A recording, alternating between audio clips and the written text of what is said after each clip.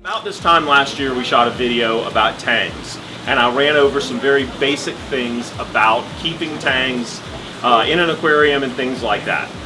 And I got posed a question by one of you this week, and it was such a good question that I didn't think it was right to try to sit there and type a long-winded answer.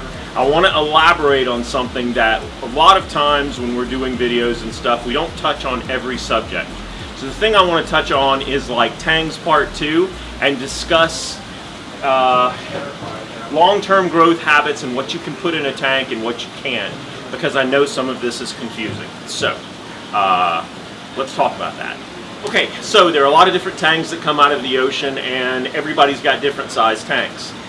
When we sell a fish, we're typically selling it based on the idea that you're going to have a certain amount of time with it, and then we know if it lives to its full adulthood, there is a very good chance that it's going to outgrow your aquarium. If we tried to sell every fish based on the size your tank was at that exact moment, half of you would not get that many fish or would not have that much of a selection, which is why here at Fishy Business, we offer you an opportunity to bring those fish that outgrow your aquarium back for store credit. While it isn't something that we plan on with any fish that we sell, I want to make sure that you guys understand that you can do that.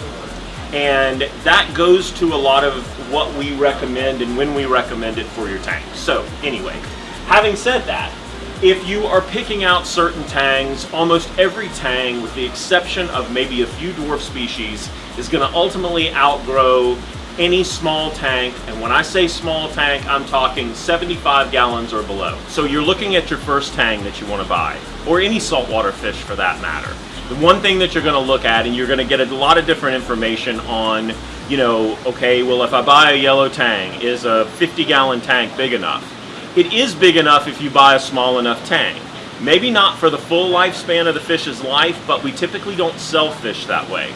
We sell fish based on you getting a few years with it, knowing that you have the option of bringing the fish back if you want to. We do offer credit on all the fish that we sell, so unless you're looking for a long-term home situation, you can keep some of these fish that get bigger in a smaller tank to start with. There are certain species that I would not do that with, maybe a Naso tang or your more open water fish, like maybe a flamingo tang, any of the unicorn tangs, any of the round-bodied tangs that are going to be more of an open ocean type swimming tang. And of course you can rely on us for that as far as the information and things like that. The one main thing is that you understand that you can keep a tang for a long period of time in a smaller tank. Am I saying take a Sailfin Tang and throw it in a 10-gallon tank? No, of course not. But if you have a 50 or 60-gallon tank, can you get a relatively small Sailfin Tang and get 3 to 5 years out of it?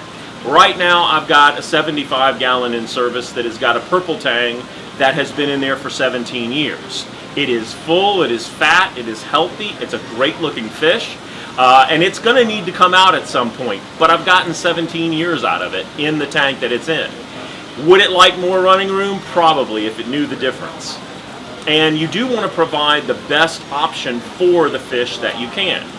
In that respect, you can't have a big enough aquarium for any fish, because all the fish do all day is swim and eat and make more fish.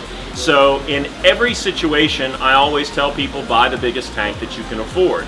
They're easier maintenance in terms of the amount of water volume you have against the negative aspects of the environment, detritus and things like that.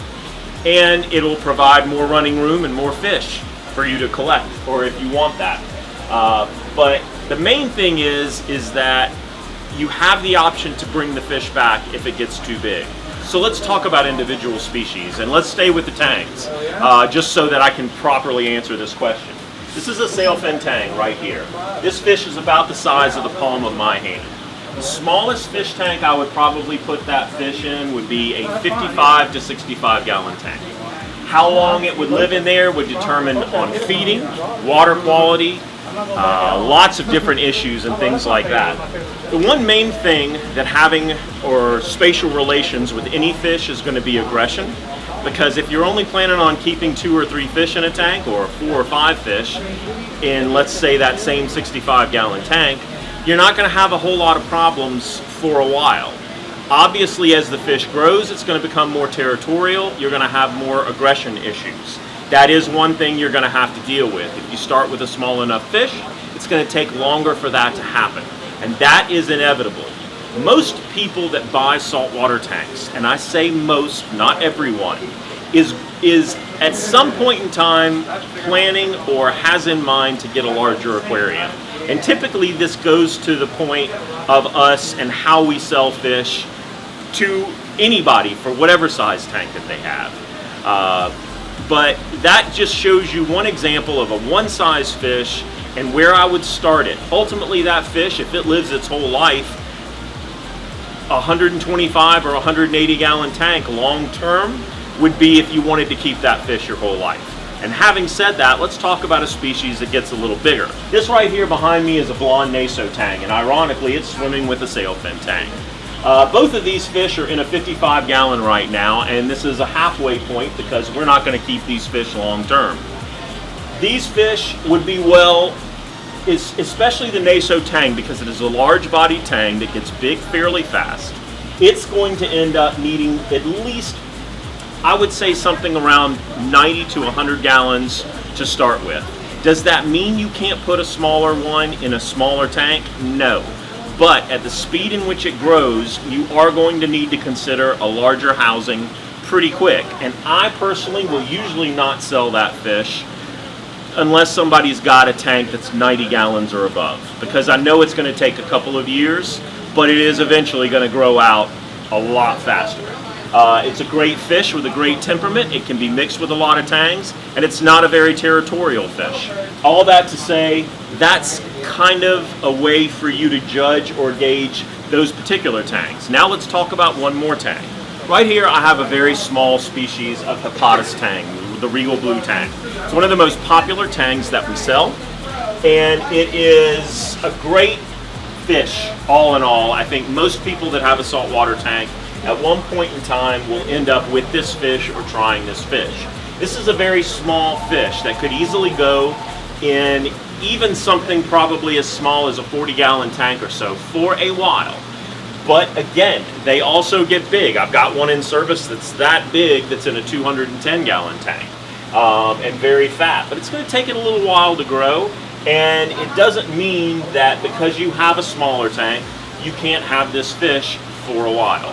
And that pretty much is a general wrap-up of tangs and their tank compatibility. As far as their compatibility with one another, you can see the first video. But what I really wanted to talk about today and answer a specific question that was asked was to explain what to expect and how to put what size fish in what size tank. Just because you have a bit of a smaller tank, unless you know without question that is the only size tank you're ever going to have, and it's a 55-gallon tank, then you should really stay with small fish long term. Fish that aren't going to get big, dwarf species of just about anything. But especially with tangs, they can grow very slow in some smaller tanks and give you lots of time, lots of life, lots of opportunity to enjoy them until you get a bigger tank or decide to trade them in.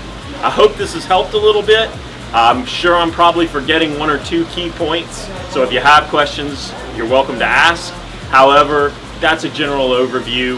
I hope this has answered everybody. God bless and have a great week.